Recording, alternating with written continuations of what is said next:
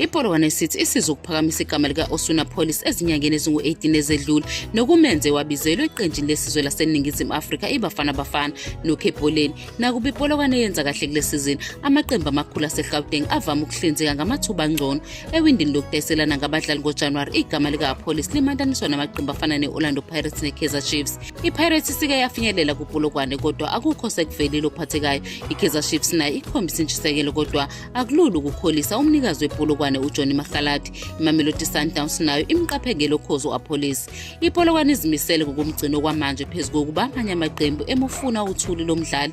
Iqembu liyazi ukuthi ukuthengiswa Police umdlalo wabo ongcono kakhulu kungaba nemiphumela. Usedlala ecishe kuyo yonke imidlalo kule sizini. Yizo Police angasafuna ukuhamba ukuze athole inzuzo engcono. Inkontileka yakhe nepolokwane kufanele ihlonishwe. Ekuqaleni kwesizini iqembu lase-Algeria i-MCR lizamile ukumsayinisa njengeKaizer Chiefs kodwa yangaphumelela. Lawa mahlebeza azoba inselelo kuWapolice njengoba kuzomela agxile emsebenzini wakhe epolokwane ekubeni azi ukuthi kunabamfunayo.